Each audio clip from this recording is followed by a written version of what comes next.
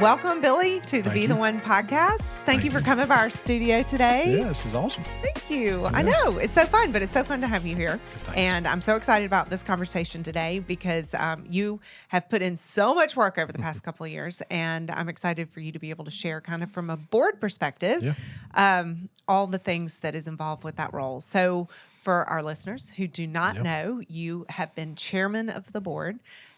So before we get into what that is all about, but tell us a little bit about yourself and your family, and then we'll get going into the board aspect. Okay. Well, born and raised in Columbus, and went to Clubview and Richards in Columbus High, graduated from Columbus High. Did not go to Brookstone, but everybody else I know in my family did, as you know. Went to Berry College in Rome, got a business degree, came back and went to work for Synovus. Spent 22 years at Synovus. My goodness, that's a long time. Long time. Yes. And have been at Covey Equity now for 6 years. Okay. So that's kind of my story. I'm married to Olivia Cheeves. I think you know her. I do know her. Yeah, I think you do. Yes. Full disclosure, that's my sister. For people who do not know that, Billy is my brother-in-law. That's right. We're related. And so, but she's an amazing person, wonderful, loves Brookstone, She does. incredible mom. I mean, she's just awesome. And we have 3 kids. Our oldest is graduated from Georgia last May and is in the Air Force. And Yes. our daughter is going to be a senior at Auburn studying nutrition. And our youngest child just graduated from Brookstone on Saturday, a couple of days ago. So hard to So, believe. so that's fun. And he's headed to Georgia. So, Yes, he is. And to do what there? yeah, he's going to play football there. Yes, he is. Yeah, he Go sure Dogs. is. Yeah, he's moving in a couple of days and starting workouts. that's hard to So believe. we're excited about the opportunity he's got to do kidding. that. No kidding. Yeah, we got a lot of family in Columbus. I got 2 brothers, and my parents live here. Of course, you and your other sister and your parents and lots of nieces and nephews. Yes, And indeed. so we're about to adjust to being empty nesters, but I think we'll have enough family around to I will keep you busy. stay busy. Yes, we have a few nieces and nephews that you guys can hang out with. Yeah, that'd for be a little great. bit. We'd love to do that. Okay, so tell us, how long have you been chairman of the board? So I started officially on July 1 Okay. of 2020. Oh, gosh. And yes.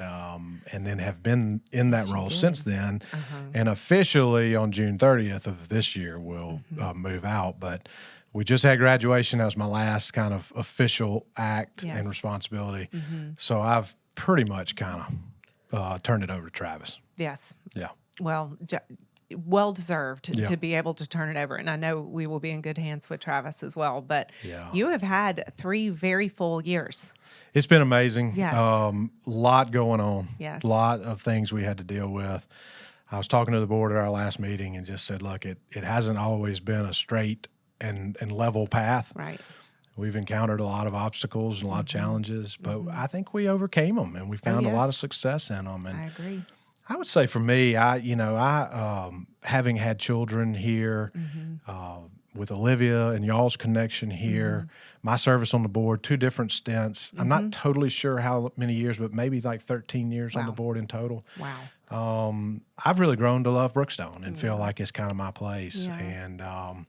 And so I would say that serving as the chair of the board is probably one of the greatest highlights and honors That's of awesome. my life, really.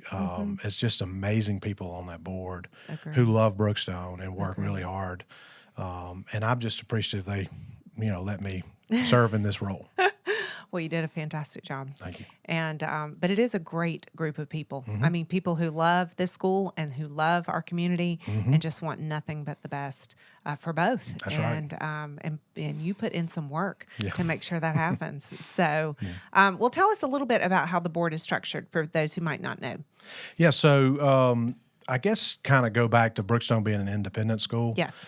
That really means it's governed by its own board of trustees. There's not another organization somewhere that Right. governs Brookstone. It's the board. And really the primary objective and work of the board is to establish the mission of the school. Right. And in so doing also to build the strategies and policies that need to be in place to achieve that mission. It's probably going to be 20 people or so Right. on the board when we start next year. It's a committee structure, so there's an executive committee and finance committee and development committee and a number of others. And Right. all the trustees really serve on multiple of those committees. And being on the board of Brookstone is not a resume filler. No, it's not. It's a real job. Yes.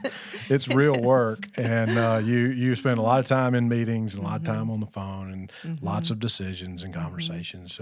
But that makes it much more rewarding, I think, to do it that way. So, one thing about the board is the board, sets the mission, sets the strategy, but the board doesn't run the school. Right. There's a real bright line. Really, there's one employee for the board, and that's the head of school. And then the head of school runs the school with the administrative team. And so the board is there really to provide the direction and strategy, to provide accountability for the head of school, and to provide the resources that that person needs to be able to successfully fulfill the mission. That's kind of the role of the board. Okay. Well, so like you said, you've had a full 3 years. What are some of the things that the board has had to navigate that have been some challenges? What is one of the most challenging things? I'd say the most challenging thing, probably won't surprise you, is COVID. Yes, 100%. Of course, the spring of 2020, the whole world shut down. We got sent home, and so did everybody else. And then I had the opportunity to roll into the chair position that summer. But I tell you, it's really rewarding to look back on that. Such a hard time and such a weird time, and nobody knew what to do. Right. But this team, this administrative team, Marty, the faculty, oh my gosh, finishing 2020 the way they did online, and really not missing much of a beat, honestly, was just so impressive. And the hours and the energy the faculty put into that was, man, it was amazing. Yes. But then all summer long, you guys kind of wrestling with the protocols and wrestling with the plans and how do you get started. And I think the biggest accomplishment is that we started in person in the fall and we stayed in person all year long. Yes. And that was not easy. No. And we had to make a lot of hard decisions. Yeah. And we made a lot of people mad with some of the decisions we made, and but we made a lot of people happy with some of the decisions we made. So it made me feel like we were making good decisions. But yeah, it actually, I think, turned out to be a really positive thing in some ways for Brookstone, because I think it demonstrated the value and the difference. Maybe I should say that way, the difference of Brookstone compared to other schools. I mean, the public schools were not open. Right. They weren't in person. And they struggled to do online. Many private schools were not able to do online well and didn't stay in person. But it demonstrated that Brookstone is different. And being an independent school is different. It is. And there is value in being a part of this community. And I think that from that standpoint, I think COVID had some positive effects on Brookstone. Right. I agree. And like you said, it is unique. We almost take it for granted what we were able to do until you look back and really reflect that was amazing, that we were able to do what we did and have the nimbleness, if you will, for lack of a better word, that we were able to adjust and adapt and create a new world of how we're going to do school. That's exactly right. And we have an amazing admin team. I mean, we really do, and an amazing faculty. And so it's across the board that we were able to do it. Like you said, not everything was perfect, not everybody was happy, but we finished out a school year in 2020, and so yay for us. Did the best we could do to deliver the Brookstone experience. Yes. And the people who did it, like you said, worked tirelessly at it. And I always felt like watching them that, the motivation that they had, the board, the admin team, the faculty, the motivation was their love for Brookstone and love for these kids. And desire to, fulfill the mission. And that's really encouraging and really awesome. I know. Well, even in one of our graduation speeches, I think it was Alex Leary referred to the frozen, I can't remember what animal that was delivered to her door by her science teacher to dissect. And so we weren't even missing dissections during the spring of 2020. And that is dedication right there on the science teacher's part to deliver those animals to their doors. That was actually awesome when she said that. Pretty amazing. I know. Yeah. So yeah, I think we'll look back and just, a lot of good things came out of COVID that we all learned. And I think so. But we hope we never have to go back and do any of it again. Very clearly, we hope we do not have to go back and do any of that again.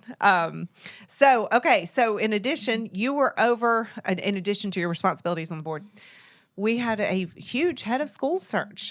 With Marty retiring, we knew we needed to find someone else to come in. Yeah. So tell us a little bit about that search and the process and about Henry and all those things. I will be glad to. So the search for a new head of school at an independent school is a big process. And I would say from the time we started as a board, kind of talking about it and planning, to the time we actually had an agreement with Henry, it was nearly a year. Wow. I mean, we started in probably January, and we finished in November around Thanksgiving. So it's a long process. It's a tough process. Our first job was to identify somebody to lead it. Right. And I went to Jason Branch and asked him to do that. And he said yes, and I kind of made him. I mean, he would have said yes anyway, but I really didn't give him much choice. We needed him. He had been the previous chair of the board, and he did an amazing job leading that. And the hours and the energy that he put into kind of making that process work is really, no one will ever know how hard it was on him. But our first job together was to form a committee. And so we got a really good cross-section of people. We had someone representing the administration. We had someone representing faculty. We had a BPA representative on the committee. We had trustees on the committee who kind of represented a lot of different constituency groups.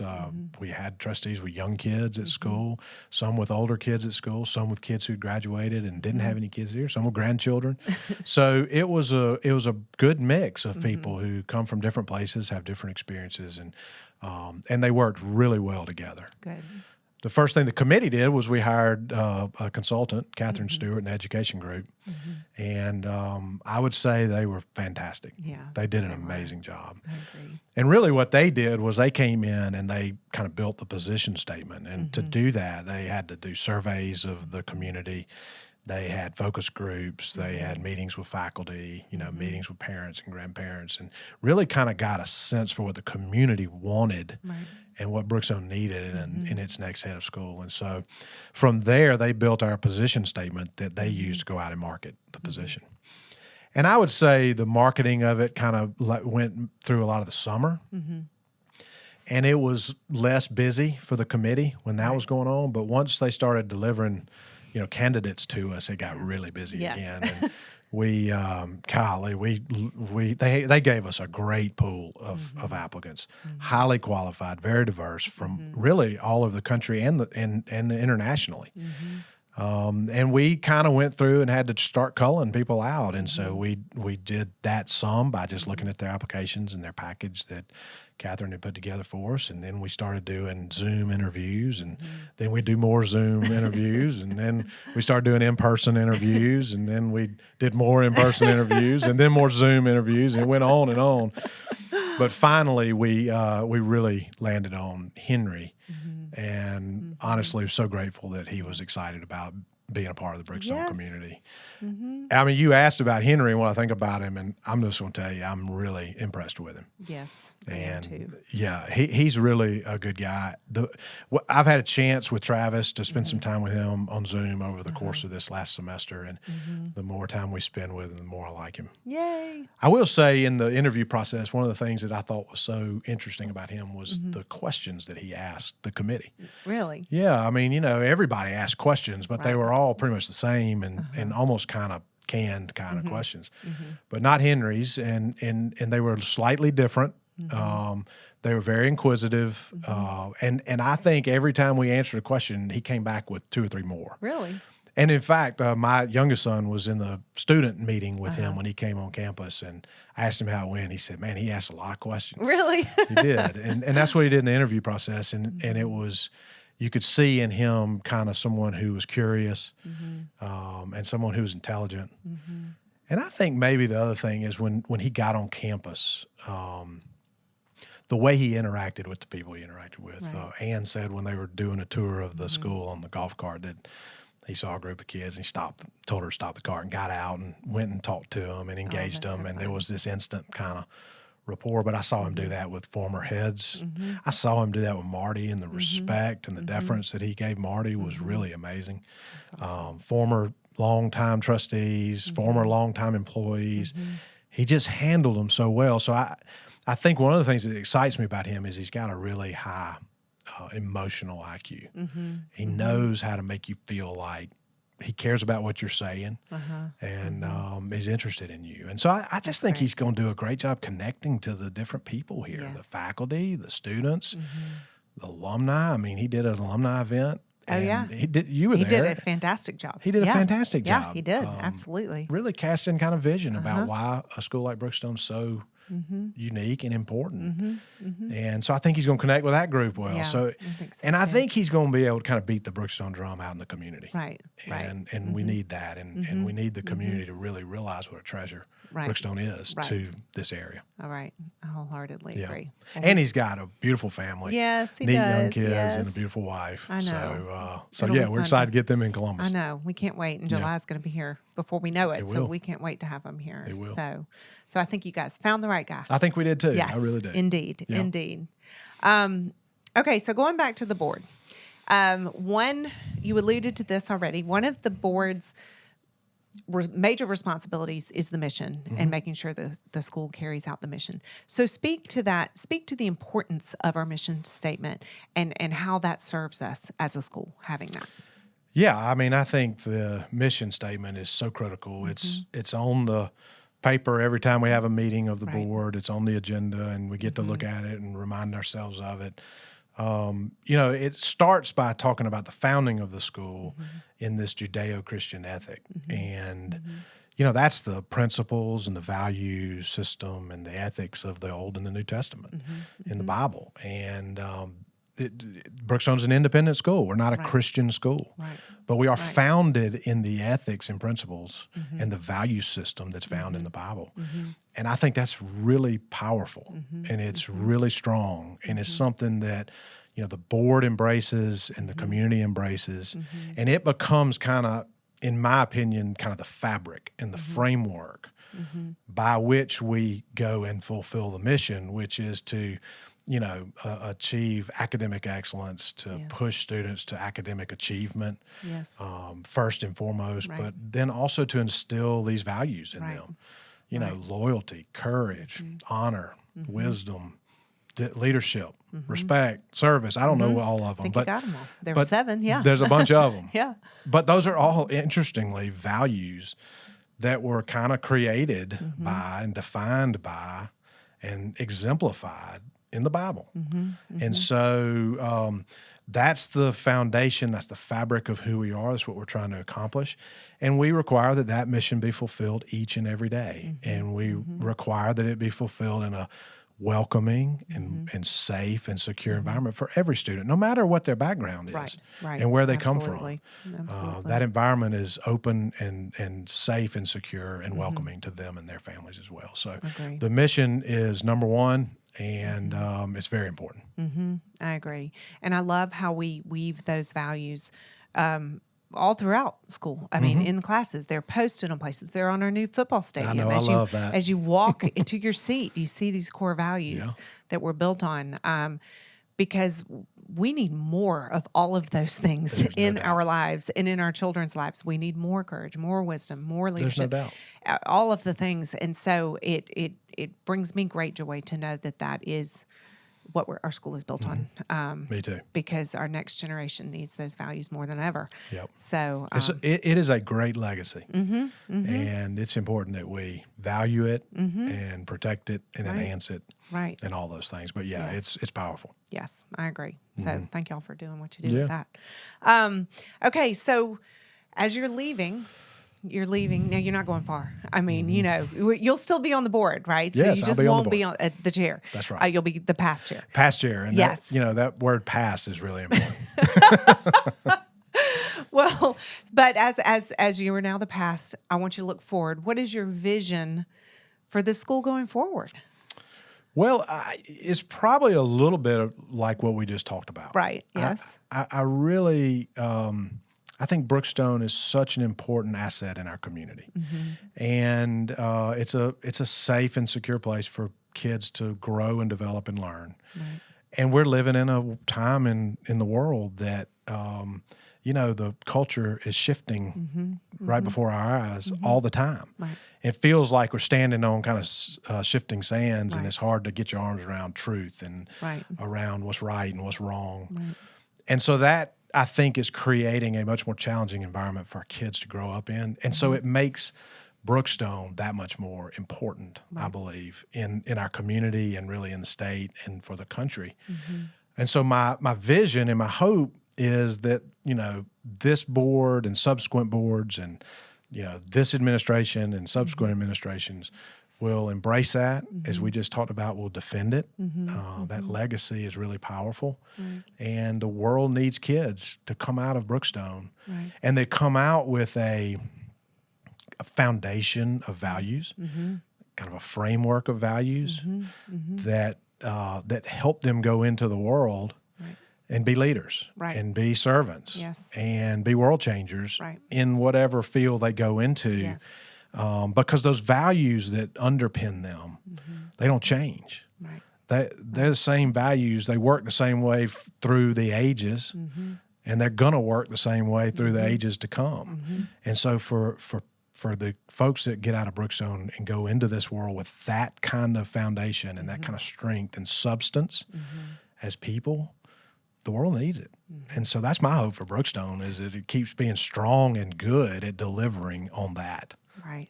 I could not say that better myself. Wholeheartedly agree. Yeah. And, when you talk about becoming leaders, we do want them to be world changers, whether that's on a national, a global stage, or a local stage. It's like, go and make wherever you land a better place. Yeah. And that's just our hope. And we see it. We see it in our alumni. We now. see it. And I mean, Yeah. they leave Brookstone and they're complete people. Right. It's not just that they did great on SAT or ACT, or they Right. got into a college or even got a scholarship, Right. but they leave here with a sense of being a real person who wants to really make a difference. Right. And Right. we do see it with Right. the alumni all over the country.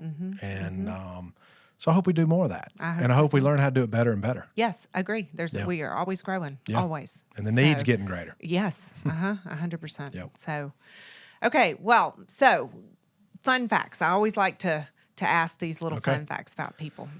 So what are one or two books? I love to read. Yeah. I love sharing with others books that are worth sharing. So what are one or two books that have meant the most to you and been impactful? Well, there's one in particular that I've read recently, and I also read years ago when I was at Synovus, and it's called Necessary Endings, and it's by never heard of that. Yes, by Dr. Henry Cloud. Oh, okay. He is a clinical psychologist. He's a leadership coach. He's an author. He's a speaker. But it is a great book, and the concept of it is that endings are a natural part of life. But most people don't like them. I know. I'm getting like, yes, they're very bittersweet. They can be. They can be very bittersweet, and Yes. people try to avoid them. Right. And people try to, when they have to embrace them, it's hard on them and it's difficult. And but it's kind of like the concept of pruning a bush, a rose bush. I mean, you have the rosebuds that are dying or dead. You got to prune them. Yeah. But also you have the buds that are alive, but they're not the best. Right. And you got to prune them too, so the resources of the plant can go to the best parts of the plant. And when you prune those bushes, they grow back more full and more beautiful and better. And that's what endings need to be in our lives.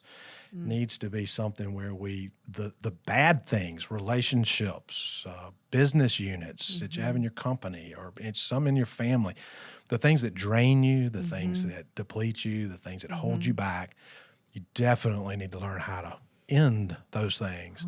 But also the things that can be, they're not bad. Right. They can be kind of good. Right. But there are things you should be putting more of yourself into that are the best things. And so figuring out what those things are and being willing to end them is really important. So that book has really helped me with some endings in my life. Really good. That is really good. Yeah, it's a great and book. and tough. Those are some tough things to navigate, Very hard. especially when things are good. When things are good, and, Yeah. and it's hard in business. I mean, our Right. company just read this book, all of our leadership, and we're looking around at things in our companies and thinking, that's good, but is it Right. really the best? And do we Right. need to keep investing in that? And so anyway, it's a good thought process. Yeah, that's good. That's good. Mm-hmm. Okay, well, that lends itself very well to my next question. Yeah. What is the best piece of advice anyone ever gave you? Well, maybe it depends on what kind of problems I was having at the time. Sometimes true. it's better, depending on what you're dealing with. I think I would say, just generally speaking, there's two things that come to my mind. One of them is in the Bible, and it's to not be easily offended. I think that's a great principle in That's a life. great principle. And I think the other one is from my grandfather, my dad's dad, who died before I was born. So I've really learned this through my dad, but it was his father who used to tell him all the time, don't let yourself get bitter about things going on around you or about people. And those two things are different, but they're similar. They're intertwined for sure. Yeah, they're intertwined. And so, I heard somebody talking about being offended the other day, and they said, we don't live in the United States of America. We live in the United State of Offense. I thought that's really good. I know. Because everybody's offended today. I know. It doesn't matter which end of the spectrum, and it doesn't matter what the spectrum I know. is and what the angle is. Right. Everybody's offended and they're angry. Right. And to me, when you get offended, it dulls your senses. That's the best way I can say it. And so, like, for example, if I'm offended by you, I have a hard time, like, seeing you. I have a hard time seeing where you come from, Right. what your perspective is, Right. what you're struggling with, what you're having a hard time, dealing with. I have a hard time hearing you. I can't hear the things that are on your heart. I can't hear the things that really are the fear, for example, that's feeding whatever it is that's going on inside of you. And those two things, I think, dull our abilities to think and to create. And so you don't create partnerships. You don't create connections. You don't create ideas and solutions. You go off in your corner and you get angry and you get mad, and then ultimately you get bitter. Right. And that bitterness can take deep root, and it can be really dangerous. I mean, it can be. spiritually, emotionally, and also physically. And so I'm not saying that I'm good at that, at not being offended or not getting bitter. I find myself having to work through those kind of things. Right. But I think the advice is really good. And if we could all live in a way that didn't get easily offended Yes. and didn't get upset and angry and bitter at people, Right. then I think we could all be a lot more productive, and we so probably wouldn't true. see some of the challenges we see in our society today. So true. So true. I mean, just to be able to have conversations with people. Yep. Like you said, to just hear them. Right. And to hear what's all coming along with That's right. these feelings that are being expressed. Yep. That is really powerful. So I don't think it comes naturally to any of us, but Right. to be able to recognize it, call it what it is, and then work on it. And then work on it. Work on it. Yeah. So we're all works in progress. We definitely are. For sure. Well, thank you so much for coming here Yeah. and visiting with us today. It's been awesome. Like I said, I thank you for all your work that you've put in. Yep. Those of us in this Kervin building know how often you meet and know how the board just pours themselves into this school. So thank you for doing that, and thank you for leading them so well over the past thank you. 3 years. I So, appreciate you inviting me here, and I appreciate you saying all that nice stuff. Yes, well, it's all true. And it's going to be fun to keep going. Yes. Oh, yeah. Past just a little bit. That's right. Just a little past. Well, thank you again, Billy. Thanks.